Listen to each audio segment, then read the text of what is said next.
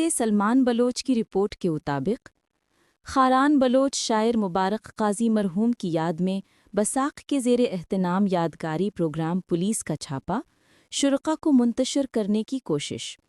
खारान बलूचिस्तान की मारूफ शायर व अदीब वाजा मुबारक काजी की याद में जहाँ दीगर इलाक़ों में तक़रीबात मुनक़िद हुआ था, वहीं खारान में भी बलूच स्टूडेंट एक्शन कमेटी बसाख की जानिब से एक पुरअमन यादगारी महफ़िल का इनेक़ाद किया गया।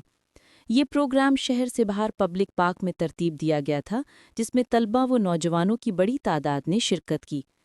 ताहम तकरीब के दौरान अचानक पुलिस और लेवीज़ ने धावा बोलकर शुरका को मुंतशिर करने की कोशिश की। पुलिस की जानिब से सख्त रवैया अपनाया गया ताकि प्रोग्राम को रोका जा सके।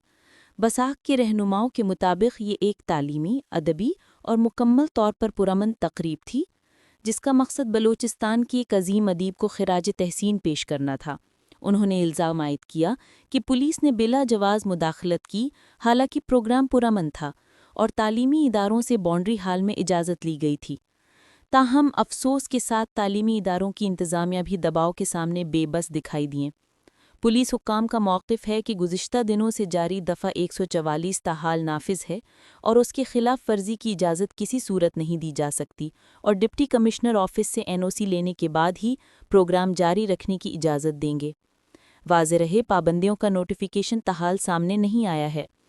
बसाख के नुमाइंदों ने वॉइस ऑफ मकरान के नुमाइंदे से बातचीत करते हुए कहा कि तलबा की इल्मी व अदबी प्रोग्राम्स को बार बार निशाना बनाया जा रहा है और बसाख को न सिर्फ स्टूडेंट सर्कल बल्कि दीगर तालीमी सरगर्मियों की इजाज़त भी नहीं दिया जा रहा है।